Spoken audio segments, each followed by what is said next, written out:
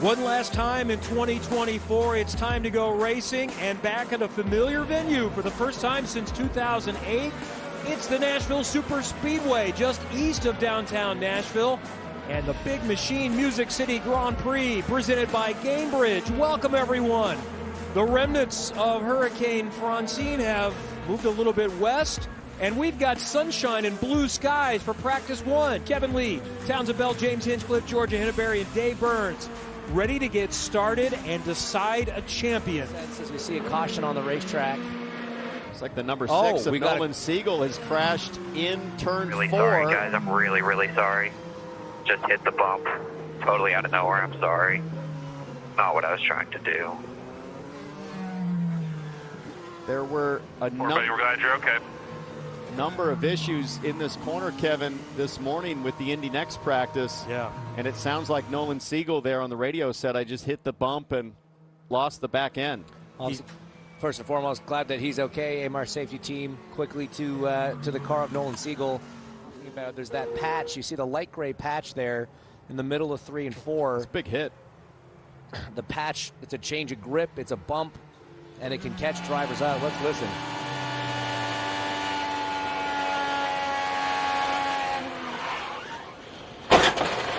I mean, James, that's not a whole lot a driver can do at that point, Townsend. That does not look like any fun for anybody. That thing looked like a speed bump. I mean, you could hear it in the car. What are you supposed to do? I don't know the answer to that. You heard him lift. He was neutral on the throttle. It wasn't like he was heavy off throttle, heavy on throttle. He was just trying to be steady state on pitch. Listen again. No, I mean, as soon as the car hits it, you see the change in attitude of the car. You see his hands have to make a correction as the feedback comes through the wheel. As a driver, I don't know what you can really do differently, and you see it there. It's actually a ground down bit of the track. Good look at Renus VK, Ed Carpenter Racing. He's one of the free agents as well. That's one of the many open seats. Let's hear what the 21 team is talking about. So it's probably worthwhile before you're completely up to speed to try going across the bump. Try a foot up, 2 feet up while you're going across the bump to see if there's a smoother area. Until you try it, you're not going to know what is smooth.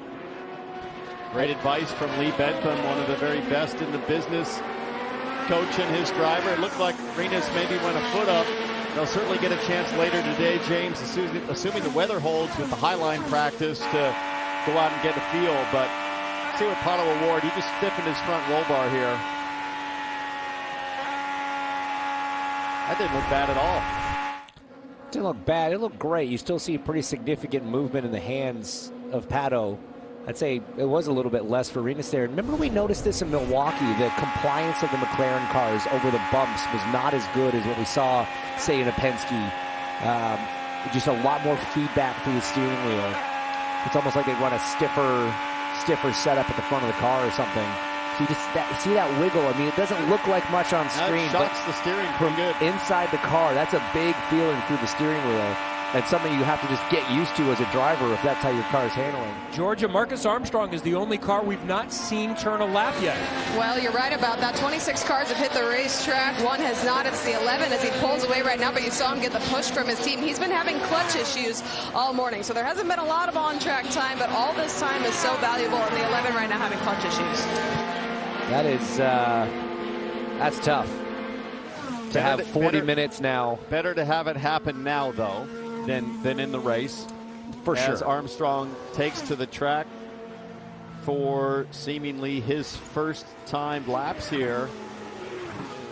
You know it doesn't feel right. You know it's going to be sketchy, but you just kind of send it in there and hang on and hope that it works. Let's take a look back at Newgarden just a lap ago because he got a little squirrely here.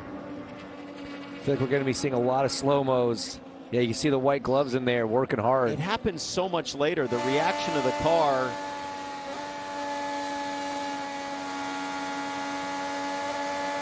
That's exactly what happened to Nolan Siegel, but it was light switch back around for Siegel. And a lot of it, I think, is anticipating with your hands. It's knowing that you're going to have a moment and just being ahead of it with the correction. As for this driver, as I was watching him go around singularly like the rest of the cars here, I was wondering about side by side and who knows, 3 wide before the end of the weekend. To do that, you're going to need to be able to see everywhere. Listen.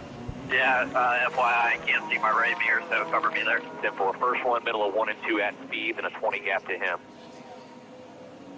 Can't see my right mirror. Hinch, might he need that for racing on Sunday? Yeah, I mean, like, it's suboptimal, Dave. Suboptimal when you can't have eyes on both mirrors. I mean, there's nothing wrong with the mirror. We're looking at it. It's not broken or dislodged, but often on the ovals you can see the head pads that the drivers have to use on the right side of the cockpit. You can kind of see it's right here. It's this section. Like, this is the head rest, and then that top line is the head pad.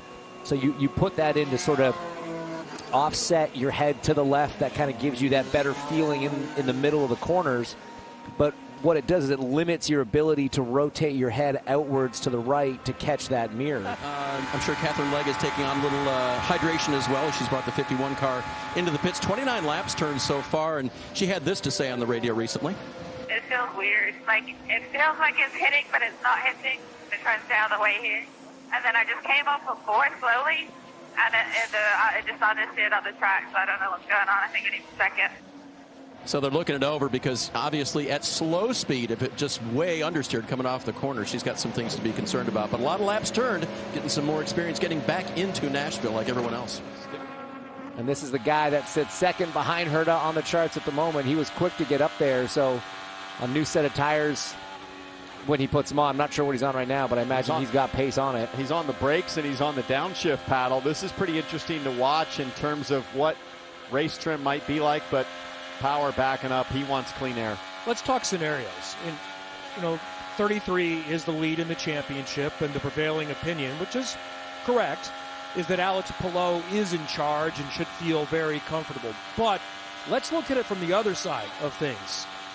Will Power doesn't even have to win the race to win the championship. He could finish third, and we have seen more mechanicals this year than in years past.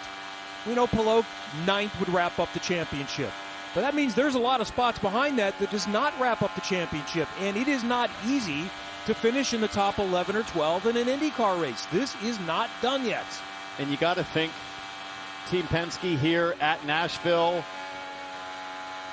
going to be strong in qualifying. Alex Palou knows at best you're starting mid-pack. So I think it puts even more of a premium on Alex Palou to run in traffic and get uncomfortable early here in this session and try to figure out what sort of controls he has. Is this the first car we've seen on the alternate tire? Exactly right, and he just did a nice jump up to P10. So some pace being shown on the alternate tire. First time this year, only second time on an oval. Indy cars have had the alternates. And Armstrong, first driver to sample the new rubber. This was not something that the teams tested, so this is an unknown to everybody. These guys could use some help right now as Christian Lundgaard sits at the bottom of the charts after 26 laps. I mean, he's behind Nolan Siegel. Nolan had 5 laps before his incident in 3-4 there. Rahal and Lundgaard both behind him. That's it. His very experienced teammate who test here. We corrected that and has raced here is 26th, Graham Rahal. Oh, how do you find the confidence right there as you slam through that bump lap after lap? Let's watch 1 and 2 because we know a lot of drivers comfortably flat. He just radioed, "I'm boxing." Okay, coming to the pits. That was, that double downshift probably not indicative of a real lap if he's coming into the pits, but that's... Dave, you're suggesting that his communication had a tone of distaste for the setup? It wasn't, "I'm P1, happy, here I come." Yeah. And another change at the top. Alex Palou now has jumped up to P1. Pato O'Ward has slotted there in P2. Both these drivers still on those primaries, so not a mad rush to get onto the alternates. I wonder if that is a sign, like we heard from Rosenquist, that these things are being protected at all costs. Boy, that looked almost flat through 3 and 4 for Pato O'Ward. This should be a pretty good lap. 187 was the last lap. 199.1 gets into the limiter in turn 1. Maybe this will be the P1 lap. He's getting a little bit of help from the car in front. Heavy on the weight jacker right now, so he is picking up understeer. Like we speculated earlier, you go to that softer compound, you pick up a lot of rear grip. Just the smallest little breath of the throttle, just breathing it, coming off of 4. But again, with that Scott McLaughlin dirty air in front of him, I think by yourself you could probably do that flat if you're Pato O'Ward. But this is why it's so important to get the qualifying runs in, guys. You heard those limiter kisses at both ends of the racetrack. Sometimes you want just a little bit of limiter, but sometimes you don't want any. It can really slow down the car accelerating, take away a couple miles an hour off the top. So it's important for the engineers to know what gears to put in for qualifying. Not just that, but ride heights, spring rates, all of it, driver settings. So much to dial in, and then just the courage to give it a shot and see what happens. Now he's lower through 3 and 4, but it looks smoother. But James, you're pointing out that lift is still pretty significant. White flag. Definitely heard a little wiggle there. So this will be lap 2. That puts him P3 at a 198.4. Flat. Driver flat through 1 and 2. He's got traffic though coming out of the pits. Let's see if you got to bail. That was a bit rude. And that was Palou right in front of him, right? That is the championship contender that keeps Will Power from getting a 2-lap read on his qualifying. Let the games begin, ladies and gentlemen. That was it was unnecessary, really, but I get it. You're racing in a championship. He didn't do anything illegal, he didn't do anything wrong, but certainly wasn't the sporting thing to do at that moment. Power not exactly. Here is how it finished up. That's another thing we haven't talked about with the Stars and Stripes blowing strongly in the background is what does the wind do as the day moves on with mixed weather? That can absolutely throw a curveball for qualifying. But again, Rasmussen, Ferrucci, ECR and AJ Foyt Racing populating the top 10 there. Connor Daly keeping up his strong runs on these short ovals there in 11th.